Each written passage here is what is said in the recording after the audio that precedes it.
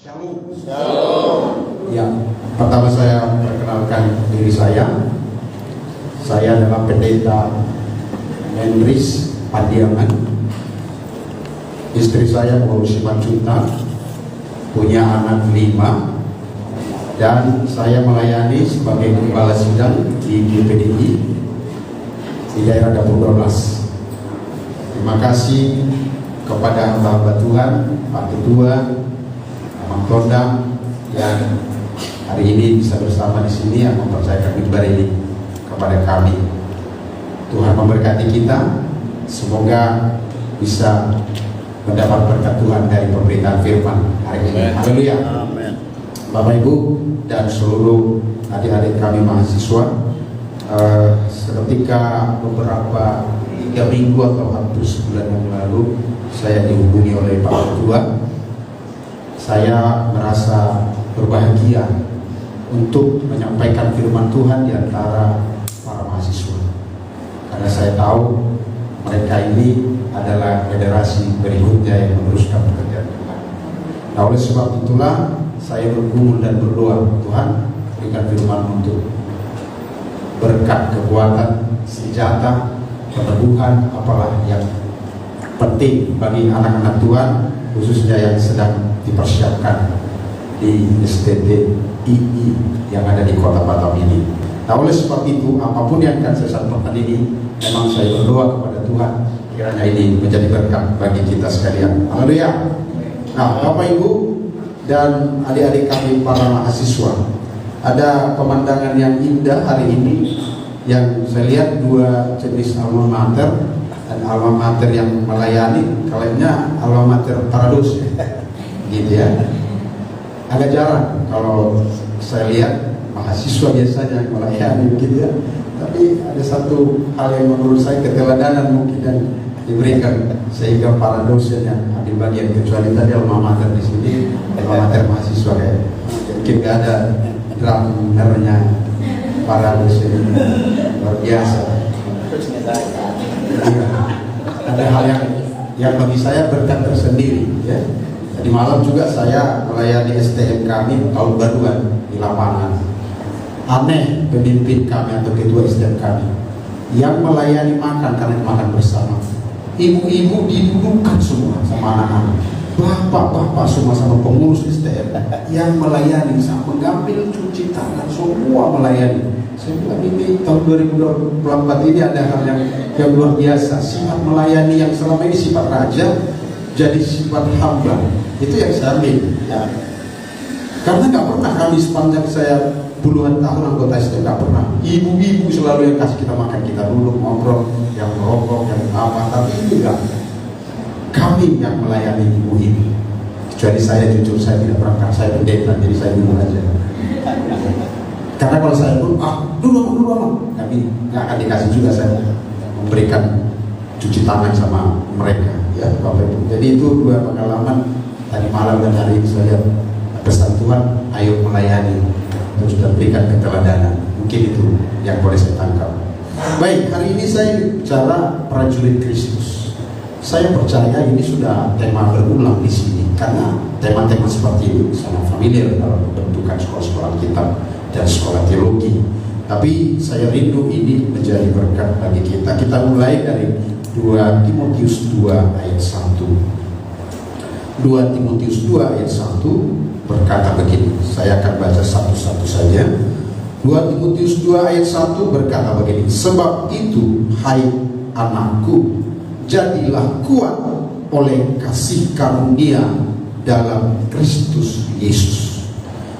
Apa yang telah engkau dengar daripadaku di depan banyak saksi, percayakanlah itu kepada orang-orang yang dapat dipercayai, yang juga cakap mengajar orang lain. Prajurit yang ikutlah menderita sebagai seorang prajurit yang baik dari Kristus Yesus. Seorang prajurit yang sedang berjuang tidak memusingkan dirinya dengan soal-soal penghidupannya, supaya dengan demikian ia berkenan kepada komandannya. Seorang olahragawan hanya dapat peroleh mahkota sebagai juara apabila ia bertanding menurut peraturan olahraga. Ayat yang terakhir, seorang petani yang bekerja keras haruslah yang pertama menikmati hasilnya. Haleluya. Bapak Ibu dan adik-adik kami mahasiswa, tadi ada kesaksian dari seorang mahasiswa baru di sini, karena tahun lalu baru berdaftar ya. Tapi ada pending panggilan hampir 30 tahun ya. 29 tahun, ada 29 tahun yang lalu, tahun 95. Saya jadi teringat karena saya masuk sekolah teologi 94, jadi hampir bersamaan sebetulnya kita masuk sekolah teologi ya. Cuman karena gagal di sana, saya lanjut gitu ya. Saya tampuk 94, selesai 99. Karena dulu SPT rata-rata ditempuh 5 tahun, tidak ada 4 tahun dulu. Ya, saya alumni SPT Inteos Surakarta atau Solo, dan STTI atau kami bilang STII di sana. Ya, dulu STI, nah itu adalah partner kami, seringkali dia natalis dan yang lain ya, atau simposium teologi mahasiswa saling bertukar. Dan rektor kami Dr. Pontas Pardede adalah sahabat baik dari Bapak Kris Malantika. Mereka adalah 10 teolog terbaik pada zaman itu, termasuk Pak Kris, Pontas Pardede, Solar Sospater, dan yang lainnya. Dan mereka adalah orang-orang hebat. Saya teringat dengan panggilan awal ya. Karena hari ini saya tidak sedang menyampaikan firman Tuhan dalam tafsiran, dan itu urusan para dosen di sini nanti dilanjutkan. Saya mungkin lebih banyak menyampaikan dari firman ini tentang kesaksian bagaimana sebagai hamba Tuhan. Saya teringat bagaimana Tuhan memanggil, panggilan kita unik masing-masing. Entah bagaimanapun cara Tuhan memanggil, tetapi kita tekuni dan kita lihat tuntunan Tuhan atas panggilan kita itu ke arah mana kita dibawa. Pasti berbeda. Kalau saya mulai dulu dari hal ini, saya menjadi prajurit atau laskar Kristus ini justru berbeda. Ini sedikit kesaksiannya. Saya bekerja tahun 92-93 di Dumai. Saya 93 berpikir mau berangkat ke Kalimantan untuk bekerja juga. Ada tulang saya di sana nomor 1, rupanya sudah pindah dari Pertamina unit Balikpapan, sudah pindah ke Pertamina Cilacap dan sudah menjadi pegawai di sana. Saya pergi ke rumah tulang saya ini sebetulnya mau minta rekomendasi supaya saya bisa bekerja di Kalimantan, sebab saya mengingat ada beberapa anak muda dari gereja kami dari Sidikalang seperti dapat arahan dari tulang ini untuk bekerja di Kalimantan. Begitu. Jadi ini panggilannya berbeda. Tapi yang unik, memang panggilan saya menjadi pendeta tidak tumbuh di tengah jalan. Itu dulu ya. Karena saya sejak tahu apa yang disebut arti cita-cita, memang tidak ada cita-cita apapun dalam diriku yang Tuhan tanamkan kecuali pendeta. Sejak tahu menyebut apa arti dari cita-cita. Misalnya ditanya orang dalam bahasa Latin, nengahan usul, dia bilang tidak. Itu dari kecil, pendeta. Sehingga opung saya seorang pendeta, namanya pendeta SP Segalinggi ya. Saya suka mendengar mereka sermon. Nah, itu dia yang Tuhan sudah tanam di sini. Kadang saya jadi diusir, ada anak-anak sana. Tapi saya suka duduk mendengar mereka. Saya tahu itu Tuhan yang taruh di sini. Setelah itu Bapak Ibu, kalau di SD pas mau tamat disuruh mengarang dalam pelajaran bahasa Indonesia, yang unik dari sekian puluh anak hanya saya. Dan itu menjadi menarik perhatian daripada guru, karena cita-cita dalam lembaran yang dikumpul yang berbeda adalah saya, pendeta. Kawan ini mungkin kita jadi ya. Berlanjut ke SMP, saya SD Impres nomor 036561, baru masuk SMP swasta Sorowasi gitu. Cita-cita itu tidak berubah, tetap jadi pendeta. Lalu waktu itu guru bahasa Indonesia yang sekaligus direktur kami, Bapak Sianturi, bertanya, memang kau mau jadi pendeta? Ya, begitu. Waktu saya SMA di Sidikalang, dan itu cita-cita tidak berubah. Saya mungkin ini membantu beberapa anak Tuhan di sini yang sedang berjalan dalam apa rencana Tuhan bagi saudara. Saya masih ingat di kamar kos saya di Sidikalang Kota, saya mengambil selembar kertas kosong dan melukis gereja. Itu kelas 2 SMA. Saya lukis gereja, saya buat namanya GPDI.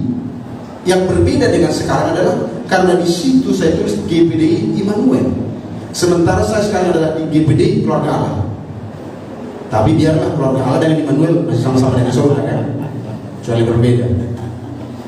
Lalu ada pastori, dan di depan pastori saya lukis mobil. Ini sebetulnya kegilaan pada zaman tahun 91. Ada orang anak SMA kelas 2 sosok jago buat mobil di depan pastori. Begitu. Setelah itu saya tulis di bawah, Gembala Sidang Pendeta Membris Pandiangan STH. Bro, tahun 91 STH itu langka. Orang HKBP STH dulu satu-satu. Tak ada Pentakos STH. Tapi saya buat STH. Itu cita-cita yang memang tertanam di dalam hati yang Tuhan buat. Saya simpan itu di koper saya waktu itu, warnanya seperti ini, kayak ular sisi ular. Kalau ada yang pernah lihat kulit ular, ya. Lalu saya pergi merantau ke Pekanbaru sampai ke Jambi, tapi dari Jambi saya berencana mau ke Kalimantan, rencana mau jumpai tulang saya supaya ada rekomendasi. Sampai di Cilacap, tulang saya bilang, ngapain kesini? Ya, saya utarakan maksud saya. Oh iya, ya peluk saya, ya nangis karena orang tua saya tidak tahu saya kesana. Saya dari perantau perjalanan. Entah kenapa dalam satu malam, nah ini saya dulu rokok. Dan itu di mobil dari Purwokerto ke Cilacap. Di situ saya berperjanjian dengan Tuhan. Karena saya tahu tulang saya itu tidak merokok. Pikir saya, karena dia anak pendeta, akan menjadi kacau kalau saya merokok. Kau belum kerja udah merokok, nanti saya dimarahin. Jadi dari Purwokerto ke Cilacap itu naik mobil, saya ambil rokok saya ini, saya merokok 2 batang. Saya bilang begini sama Tuhan, Tuhan, izinkan saya berpisah dengan rokok ini. Jadi saya kebetulan di paling pinggir kaca, saya merokok dengan puas. Setelah itu saya buang dan sisanya saya remuk. Saya bilang dalam nama Yesus saya buang. Dan itu terakhir rokok menyentuh bibir saya sampai hari ini. Sesampai saya di rumah tulang saya, lalu ngobrol-ngobrol, lalu dia masuk ke kamar. Sementara kami ngobrol, dia merokok di depan saya. Wah, bahaya. Bahaya betul.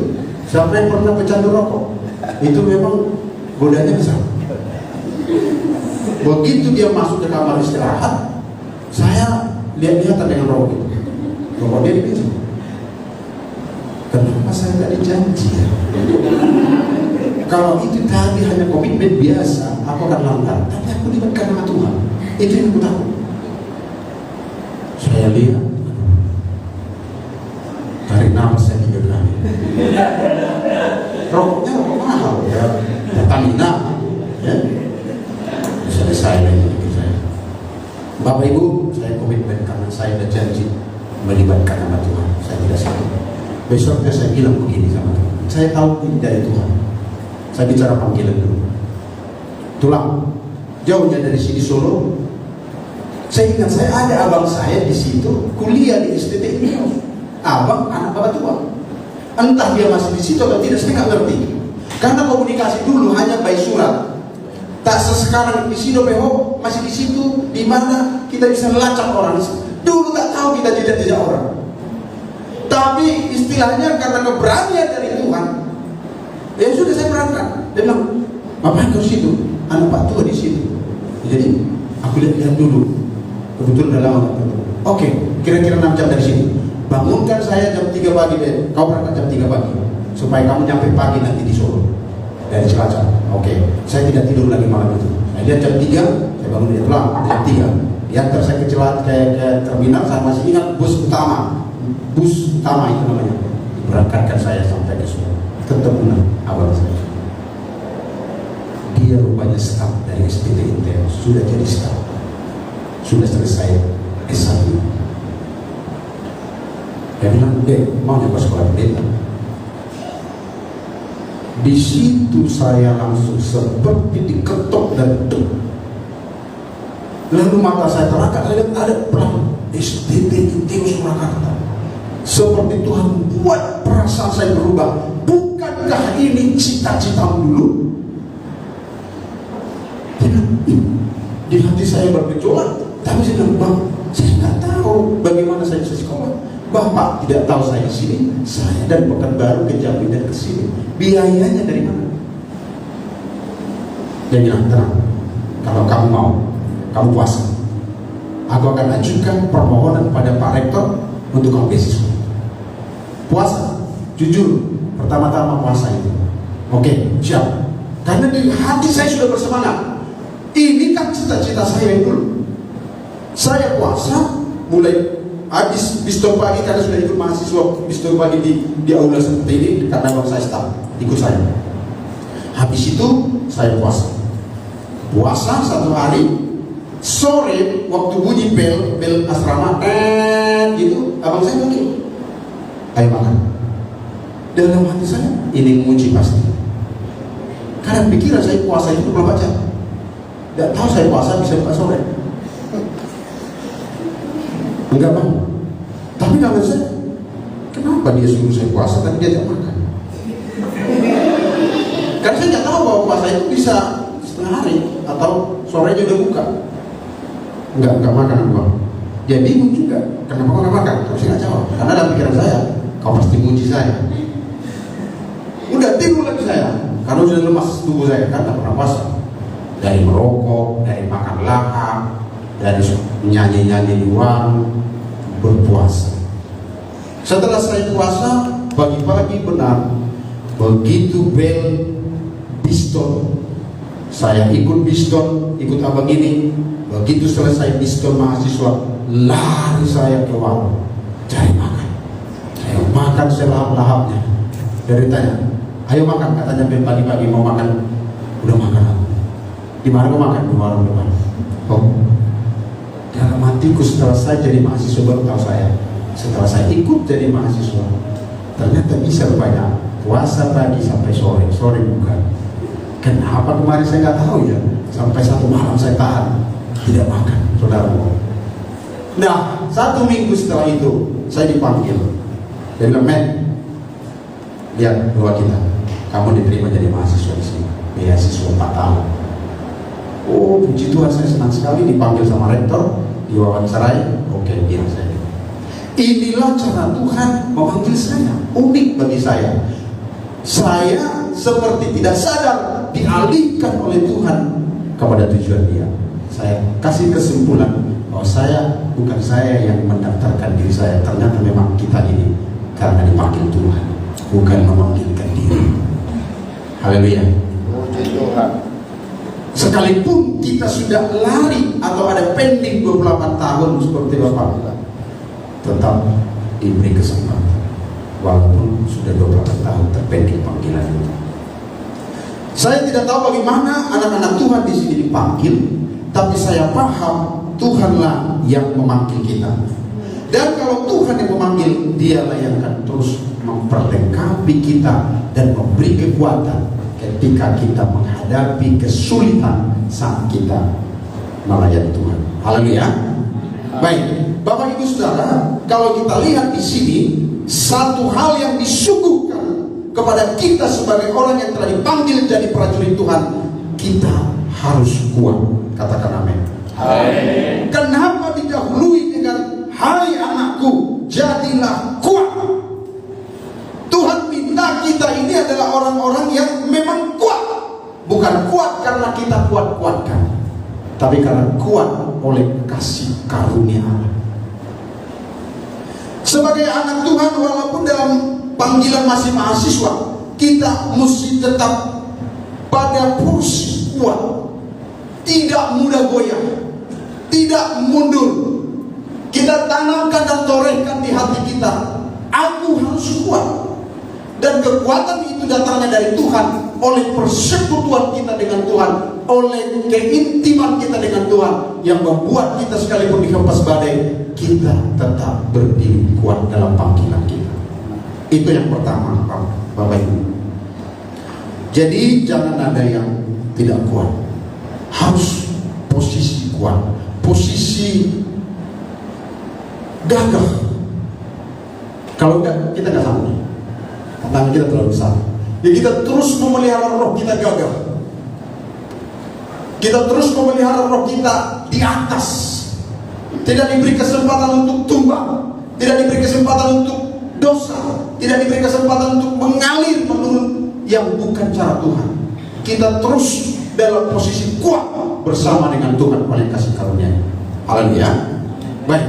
Yang kedua, yang dimaksud sebagai prajurit Kristus, yang diminta dalam kategori prajurit yang dimaksud Tuhan. Sebab banyak prajurit. Saya boleh saksikan sedikit. Kami masuk di STT Teos itu 97. Saya ingat, satu angkatan tahun 97. Tapi berapa kami yang sudah S1 pada giliran setelah 5 tahun? Saya ingat tidak lebih daripada 20 orang di angkatan itu yang berdiri. Ada yang belakangan karena pelabuhan skripsi, ada yang belakangan PPL yang tidak jelas. Karena dulu PPL kami kurang lebih kita ada sedikit, saya perhatian saya harus membaptis orang. STTI juga begitu dulu, harus membaptis orang, persyaratan PPL-nya, jiwanya ini, ada PPL ini, kurang lebih ada pertukaran pengertian itu. Sehingga hanya sekitar 20 orang. Dan belakangan tahun belakangan lagi ada yang menyusul dan ada yang tumbang, kebanyakan yang tumbang. Cuma saya berpikir begini, ya syukur juga sih kalau coba kita mau melahirkan 20 orang mahasiswa jadi sarjana, diawali dari 20 kan kurang ramai. Jadi lebih baiklah 100, walaupun hanya 20, kan lumayan ada yang ramai-ramai. Amin ya. Tapi di sini jangan ada yang ramai-ramai, hanya mengantar kawan. Sama-sama kita ke finish, katakan amin. Tapi dibutuhkan yang ramai-ramai. Kan masa sepi-sepi aja. Ya kan ramai-ramai gitu kan. Nah, teman main bola, teman cabut-cabut rumput, walaupun dia tidak ikut wisuda. Tapi di sini jangan ada yang seperti itu. Ya, kalau ada, coba pikirkan kalimatku itu. Oh, jangan pula saya membantu kawan ini ke wisuda saya. Supaya semangat kita sampai di podium terakhir kita. Amin. Baik. Jadi yang kedua, prajurit yang dimaksud Tuhan, yang diminta oleh Kristus itu dari ayat 2, apa yang telah engkau dengar daripadaku di depan banyak saksi, percayakan itu kepada orang yang dapat dipercaya, yang juga cakap mengajar. Dari sini saya dapat pertama, dia adalah orang yang dipercaya. Ini bicara integritas. Sebagai orang yang bertalenta, sehebat apapun talentanya, begitu integritasnya terusak, dia akan hilang. Sebab itu sebagai mahasiswa, banyak di antara kita bertalenta, apa-apa itu yang hebat-hebat. Satu saja yang menghancurkan dia, integritasnya yang tidak bisa dipercaya. Sebab itu sebagai mahasiswa di sini, pertahankan integritas kita sebagai hamba Tuhan, di dalam kekudusannya Tuhan, di dalam kesuciannya Tuhan. Standarnya adalah kekudusan Tuhan. Tidak ada waktu bagi kita untuk bermain-main dengan hal apapun yang disebut bukan dalam rancangan Tuhan. Katakan amin. Dan seluruh fokus kita selalu ada pada remnya Tuhan. Semua yang kita kerjakan, sehingga Paulus bilang musuh tidak punya kesempatan untuk menawarkan suatu dakwaan kepada kita, tidak punya kesempatan untuk menuduh kita. Ini perlu bagi anak-anak, adik-adik kami mahasiswa dan kami hamba Tuhan sampai hari ini. Sehebat apapun orang berkhotbah, bertalenta, bernubuat dan segala macam, Ketika integritas terganggu, dia akan hilang. Itu yang kedua. Jadi harus pada posisi kuat. Apapun yang terjadi, katakan pada diri kuat. Sekali saya dipanggil Tuhan, tidak mungkin mundur. Haleluya. Ada istilah dulu, kapal sudah terbakar. Amin ya. Tahu istilah itu? Kita masuk ke satu pulau dan kapal yang mengantar kita ke pulau itu sudah kita bakar. Tidak ada jalan keluar. Katakan amin. Amin. Sudah nyampe di STI ini, kapal sudah dibakar. Tidak ada jalan mundur. Ada orang pedalaman, ada penduduk asli yang mengancam, hadapi. Maksudnya apa? Ada tantangan apapun, hadapi bersama Tuhan. Tidak ada kata mundur. Kita kuat. Yang kedua, berintegritas, jaga terus percakapan, perkataan, moral dan yang lainnya kita jaga sampai pada rencana Tuhan yang puncak terjadi pada kita. Yang ketiga, dari ayat yang sama, dapat dipercaya yang juga cakap mengajar orang lain. Jadi tidak cukup hanya bisa dipercaya, tapi tidak cakap. Cakap bicara skill. Mahasiswa dilatih di sini untuk punya kecakapan tersendiri, kemahiran berkhotbah, bermain musik, mengajar.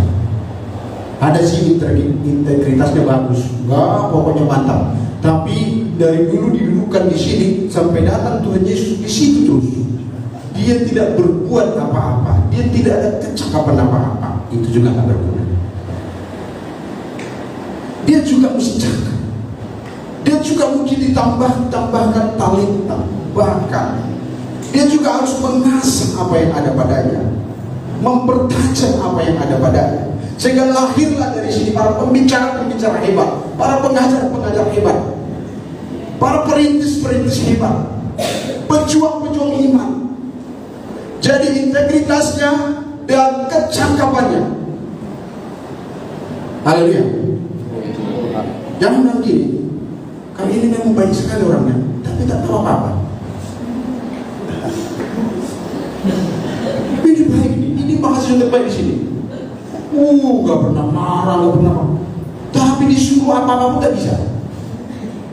Nggak ada kecakapannya, nggak mungkin. Itu nggak guna juga. Taruh aja di gudang.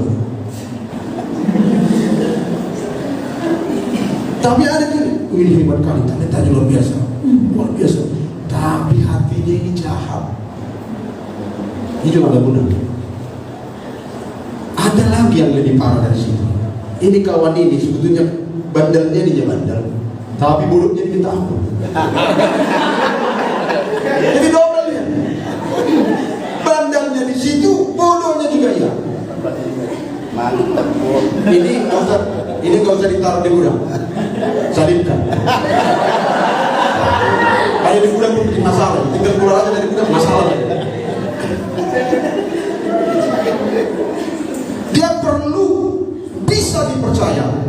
Dan yang ketiga, memang cakap. Disinilah diasah, disinilah diajar. Saya dulu baru pertama mahasiswa, ini bisa dipegang. Kan suruh presentasi. Saya juga tahun-tahun sudah begitu. Baiklah, saya epistemologi.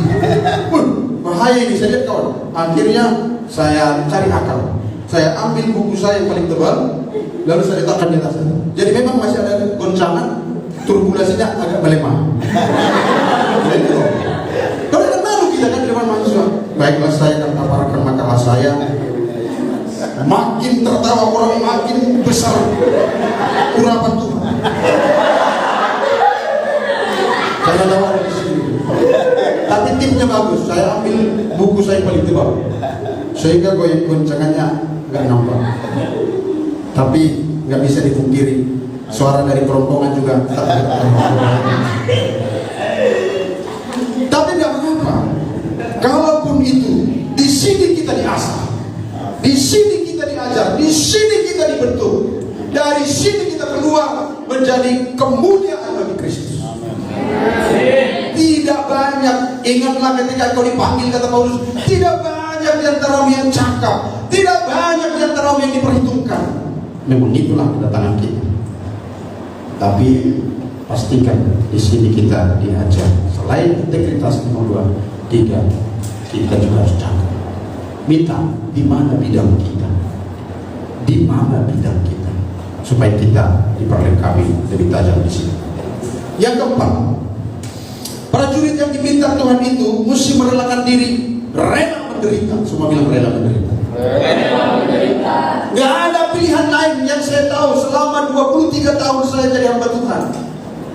Gak ada pilihan lain, memang mesti membuka diri untuk rela menderita. Kalau tidak bisa kita tumbang.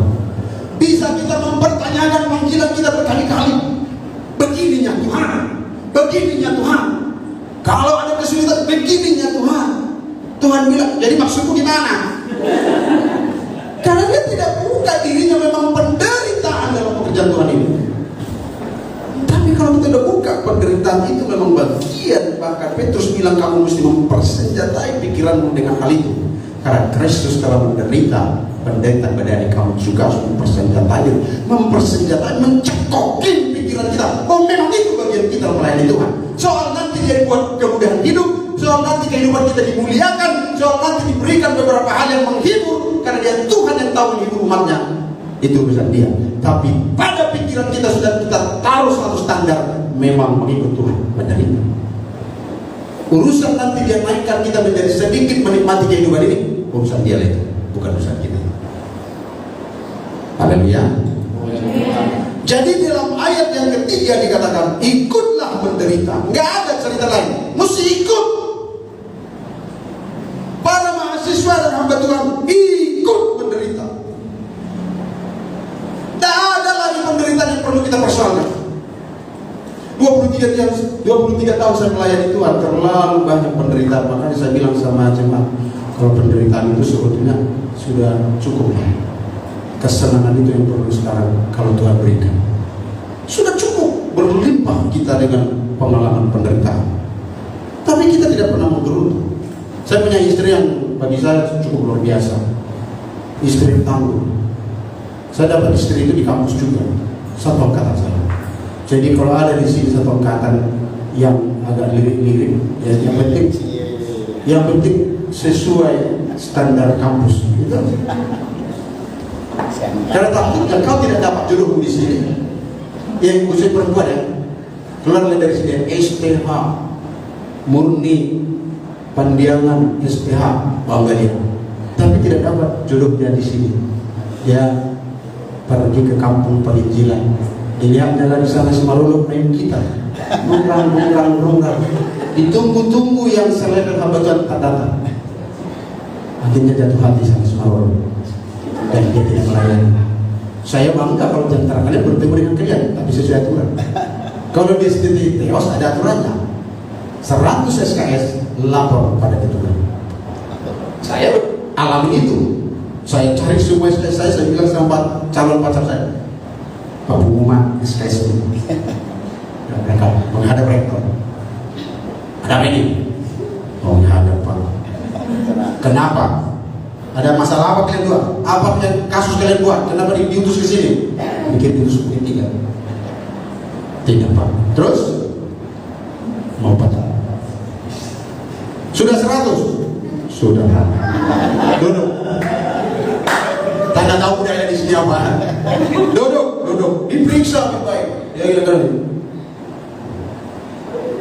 Udah. Ini, udah. Jadi maksudnya pacaranmu. Ini mimbar loh. Saya nggak ada nambah dikit kurang dikit ini. Lalu dipanggil Pak Ayub dulu. Ini udah bisa pacaran. Kasih kriteria, tidak ada aturannya. Kalau mau ngobrol, mesti di rumah dosen. Jadi coba, kami adalah sesuatu, mungkin dilihatnya saya sana, mungkin apa kau dekat-dekat saya dulu, kan begitu kan? Ada yang nggak paham. Jumpailah Om Sejol, Om ya, mau ke rumah Om, ngapain? Mau berantem Om. Duduk di kursi sofa aja. Ya, kamu kalian apa kalian? Ini ngomong di Lain dari aturan itu. Oh, Pak Dokter Pontas Pardede adalah orang killer. Kau peduli mau tingkat berapa kau? Sekali Om Pontas bersabda, tak ada yang bisa menggugat. Makanya di buku sapam kami itu, orang-orang yang terusir dari kampus karena melampaui demerit, namanya demerit, poin demerit, ditulis begini: datang dipanggil Tuhan, pulang diusir itu. Itu kesan terakhir di buku sapam. Dan di bawahnya, karena rektor lebih kuat dari Tuhan. Iya, saya waktu itu kedua mahasiswa. Ada satu yang saya bilang, lain datang kau kemana? Apa kau men? Kau jangan bela-bela si Anu. Kalau kau tidak tahu kasusnya, bawa keluar semua. Atau kau pertimbangkan. Beri. Ku cabut sponsor baru selesai kau katanya. Mati lagi. Dan bisa kita bilang kawan, walau itu aku ketua mahasiswa. Dan istri saya ini adalah sekretaris saya. Di sana kami saling melihat-lihat. Di meja, di kamar kecil, di kantor kecil itu, kantor senat mahasiswa itu. Dari situlah aku bilang, I love you, saya bilang.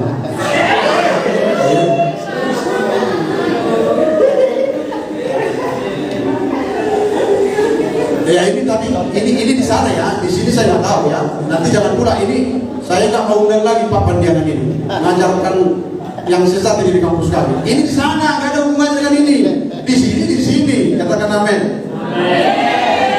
Di sini ada peraturan tersendiri. Kalau di sana begitu. Ya, Ibu.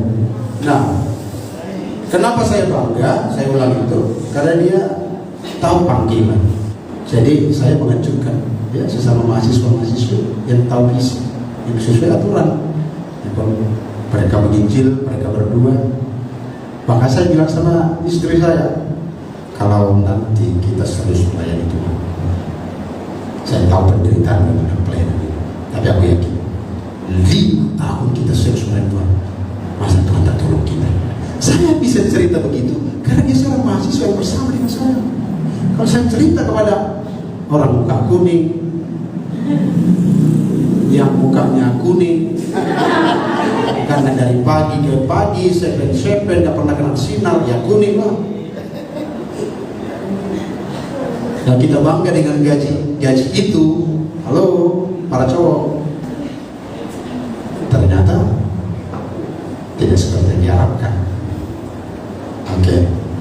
Dan akhirnya saya bangga dengan istri saya dalam penderitaan ini ketika saya merintis di Batam Center tahun 2001 di Batam Center. Ada satu peristiwa yang saya harus katakan bahwa dia jauh lebih kuat dari saya. Waktu itu anak pertama dalam kandungan. Saya ada riwayat mah. Saya sudah tidak tahan. Cuman waktu itu ada 4-5 anak gadis yang berkeluarga belum ada. Baru merintis. Bapak Ibu, saya bilang gini, sakit kali perutku. Ada warung di situ, Ibu Paul, ambillah dulu rotinya itu satu.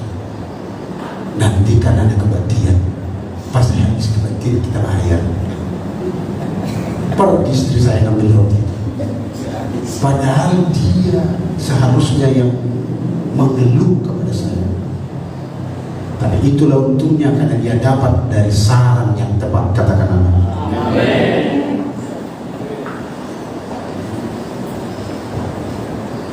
Akhirnya pulang kebaktian, betul. Waktu itu roti kering seperti itu 2.500. Tidak lebih dari itu. Kami serahkan langsung ke warung semua. Kan tidak ada uang. Besoknya apa? Saya ambil kangkung banyak. Saya rebus, dia hantam 2 piring. Kan ada kelaparan, dia ada kandungan. Saya 1 piring sudah enak saya. Kenapa saya bangga? kalau itu tadinya dari seorang yang bukan dari hamba Tuhan, mungkin akan ada pergumulan lain padaku yang tidak tahu panggilan. Jadi kita mesti rela menderita, katakan amin. Itu ada konsepnya. Oke, kita bisa. Tapi kalau istri kita nggak ngerti konsep ini, atau istri ngerti, suami nggak ngerti, kita tidak ada menolak penderitaan. Dan saudaraku, untuk meyakinkan dia, pas pulang saya penginjilan, karena kami tiap tahun selalu pulang libur panjang penginjilan. Kami punya PPL harus ada 23 kali KKR di kampung-kampung. Makanya daerah Tapanuli semua akan menjalani gereja-gereja. Kebanyakan GCA, karena Indes itu banyak bekerja sama dengan GCA. Di situ saya buka koper saya, di atas lemari bapak saya ambil apa yang pernah saya lukis itu. Dek, ini bahwa saya bukan hamba Tuhan yang numpang di jalan. Dan kelas 2 SMA udah kulukis gereja bahwa aku ini hamba Tuhan. Makin yakinlah dia, atau kami berpacaran. Bapak Ibu, prajurit Tuhan ini mesti rela menderita. Jangan pernah berpikir Tuhan tidak menolong kita. Tahun 2005, disitulah saya mulai ditolong Tuhan. Penderitaan kami terlalu banyak. Saya pernah menangkap kodok untuk makanan kami di Batam Center itu. Ada pari-pari di situ, saya tangkapi kodok, saya makan. Tapi saya bilang sama istri saya, "Mam, saya memang pernah menangkapi kodok, tapi ini agak lain, warnanya tidak persis. Kalau saya lihat betis-betisnya iya, tapi warnanya tidak persis." Terus gimana Pak? Ini anak saya lahir. Persis kalau Bapak Ibu lihat Politeknik, di situ kami. Pas Politeknik berdiri, di situlah gereja kita dulu. Saya bilang, gini aja, saya makan duluan. Kalau aman, kau lanjut. Kalau nggak aman, biarin. Kalau andai kata ada keracunan, saya sendiri. Saya makan, ada rasa gatal-gatal dikit, risi-risi orang Batak bilang. Bapak Ibu, setelah setengah jam, aman, gak ada masalah, jadi lanjut. Ya makan, kadang-kadang makanan. Ini bukan saya tambah-tambahin, memang gak ada makanan. Terus yang membuat saya melakukan itu karena gini, takutnya anak saya udah lahir namanya Jonathan. Takutnya saya dengan dia keracunan dan mati tergeletak di dapur itu. Lalu orang datang karena anak saya nangis satu malam, itu malam-malam itu. Kok anak nangis malam-malam kok gak di datang tetangga, dibuka, didobrak, bapak mama mati. Dilihat ada tulang-tulang kodok. Wih, keracunan. Masuk orang pendeta KPDI suami istri keracunan kodok. Kan bermanukan nama Tuhan. Itu makanya saya bilang jangan kau makan, aku dulu. Ini serius ini. Penderitaannya bukan main. Dan akhirnya selamatlah itu. Tahun 2025 setelah kami pindah, saya syukuri sama Tuhan begini. Hanya setelah saya dilihat, ini yang saya syukuri. Tanggal 7 bulan Februari 2001 diresmikanlah gereja itu. 7 orang lah waktu itu kami pertama. Lalu bulan 11 sudah dipanggil kami oleh otorita. Waktu itu Kombes Pur ada di sini. Ini lokasi mau diambil oleh pemerintah, mau dibangun Politeknik. Panggil para pendeta ini. Terus kalian akan dipindahkan. Saya langsung senang saya dipindahkan. Walaupun ke 2012 waktu itu hutan, masih itu hutan. Tapi bagi saya nggak apa-apa. Dipindahlah kami ke situ. Waktu itu kami sudah ada 7 kakak, 11 bulan. Saya pindah, kami mulai perintisan di sini dengan bahan-bahan yang dari otorita yang antar barang itu. Mobil mereka juga yang antarin. Dikasih uang 1 hati 500, dikasih 5 kapling untuk gereja dan 1 untuk pastor. Jadi 6 kapling cukup waktu itu. Tiba-tiba ada seorang Pali, pernah dengar lihat Pali di sini. Dia datang berdoa masuk karena gereja kita itu yang kita bangun tidak ada pintu, tidak ada jendela, plong. Ada 1 kecil kamar kecil, itulah tempat saya dengan istri. Jadi berdua langsung dulu. Jadi ada jemaat satu orang di situ, abang ada orang udah masuk di gereja, kami datang. Dia lagi doa gitu, duduk di kursi-kursi. Dan setelah amin dia lalu tanya, kenapa tidak ada pintu? Tidak ada. Dikasih 100.000 satu lembar, 100.000. Bisa buat pintu, bisa. Boleh dimana datang? Dia udah ada pintu ini. Terus ini jendela kenapa tak pasang? Tak ada uang. Dikasih 100.000. Boleh dibaca saya dari jendelanya. Pakai triple aja. Kasih ada hubungan kita dengan Pak Li. Yang sebentar malam juga dia ada di gereja kita. Doa hubungan dari Korea. Maka saya permisi karena memang saya akan cabut karena untuk cakap pelayanan malam ini. Dia bilang, ada tim dari Korea. Pak, Bapak harus ke Korea bersama istri. Tapi nggak boleh bawa anak. Oke. Dikasih uang. Ini kami harus paspor berangkat tahun 2025 ke Korea 10 hari melayani, bawa pelayanan ke gereja besar. Saya baru nangis di situ. Ini yang saya maksud, Tuhan mau bahkan sanggup menghibur anak-anaknya. Saya merasa kami berbulan madu karena tidak boleh bawa anak. Bulan madu yang tertunda 5 tahun. Dibawa lagi ke Korea, ada satu apartemen lantai 5 dan dia bilang, pastor, ini belum pernah ditempati orang. Bapak yang menempatinya yang pertama kali, memang masih haus semua. Pada kebaktian ada 800 anak muda. Pada kebaktian itu mereka bernyanyi. Setelah saya berkhotbah, lalu kami berdiri berdua dengan istri Allah. Ada 800 anak muda gereja itu, karena gereja itu besar. Membawa bunga yang panjang-panjang begini, masing-masing dengan bernyanyi bahasa Korea. Saya nggak tahu apa artinya. Saya hanya terjemahkan dalam bahasa Batak. Mau lihat mungkin begitu. Dibawalah sampai segini tumpukan bunga di samping saya, segini di samping istri saya. 800 orang masing-masing bawa bunga menyambut kami.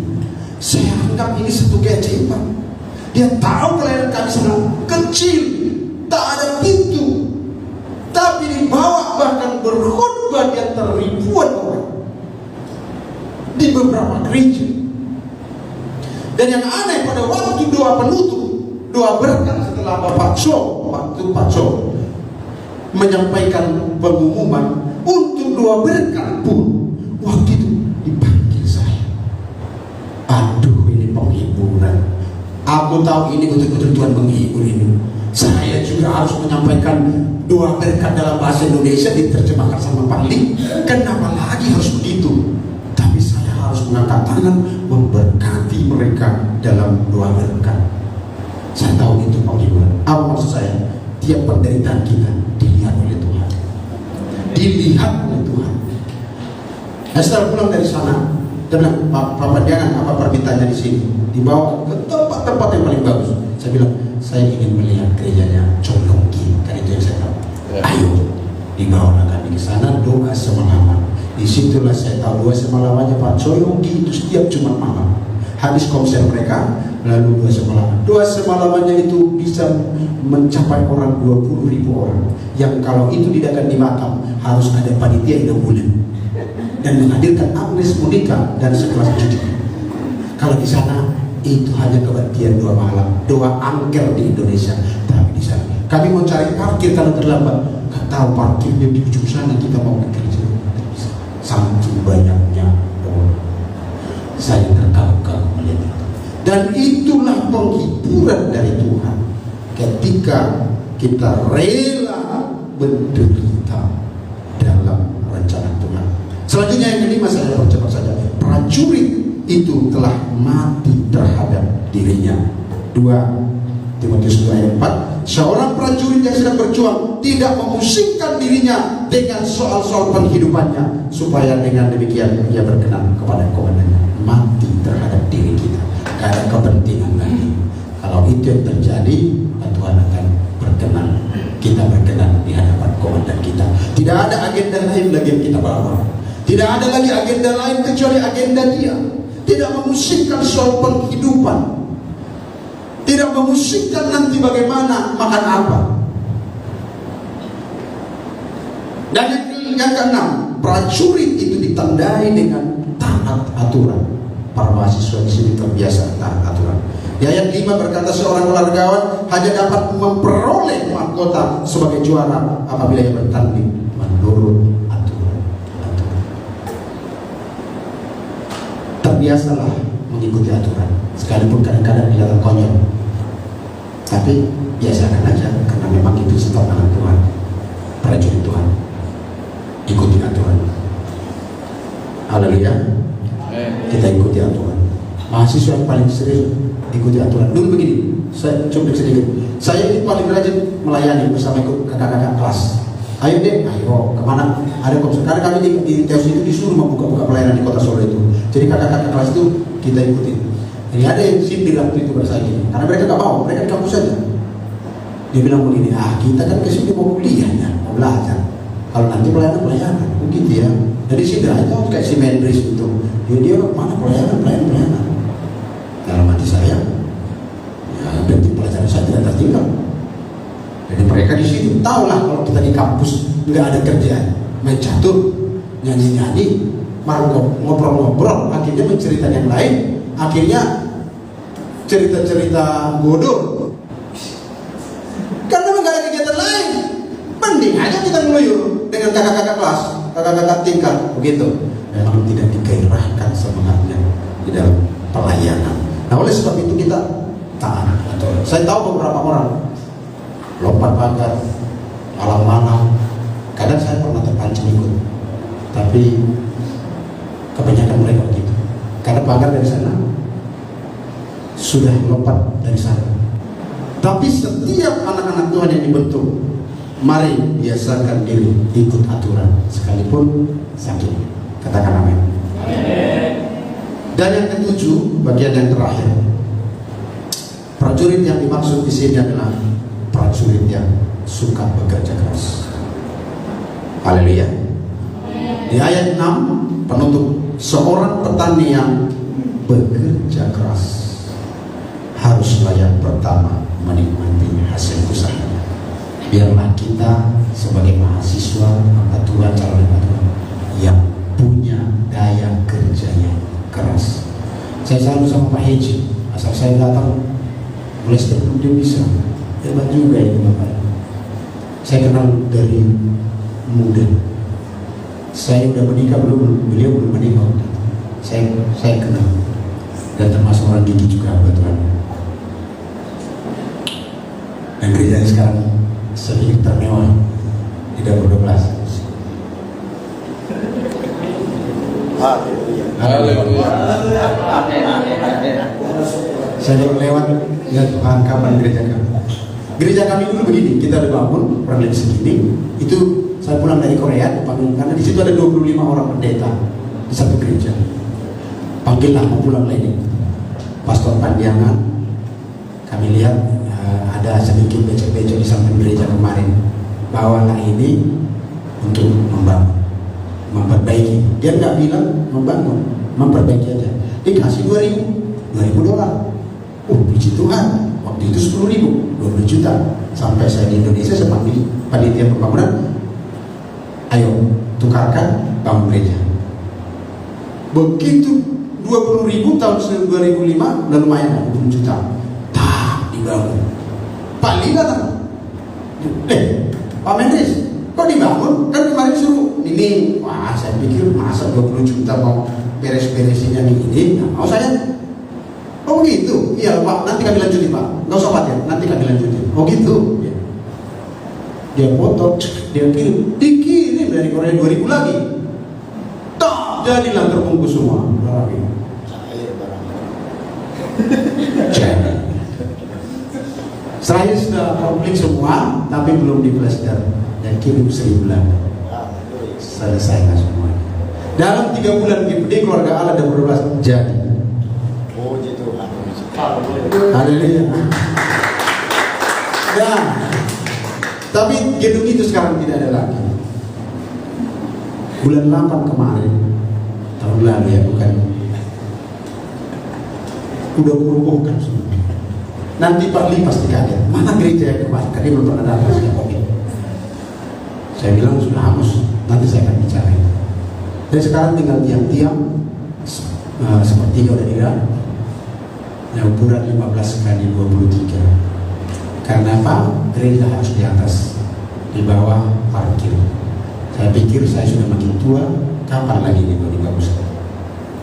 Jadi kita sudah bongkar. Tidak ada lagi sisa-sisa dari Korea itu sudah banyak. Kita bangun kembali. Nah, saya berdoa dan mohon doanya, termasuk Pak Yeji yang sudah selesai kerjanya. Tolong didoakan bagaimana cara menyelesaikan. Saya berdoa tahun ini selesai ya. Para suku saling Gereja di atas. Mari kita bekerja keras. Saya lihat alumni-alumni dari sini banyak yang hebat-hebat. Pak ini dia saya tahu orang yang bekerja keras dan sukses. Saya tahu salah satu alumni di sini yang sukses adalah Pak dia. Jadi orang bekerja keras yang luar biasa. Kita berdoa saudara. Para alumni dan semakin luar biasa dipakai Tuhan. Ada 7 hal yang saya sampaikan ini kiranya boleh menjadi sebuah gambaran melengkapi apa yang sudah adik-adik kami terima dari para dosen kita di sini untuk terus semangat bahwa Tuhan tidak meninggalkan kita. Amin. Tuhan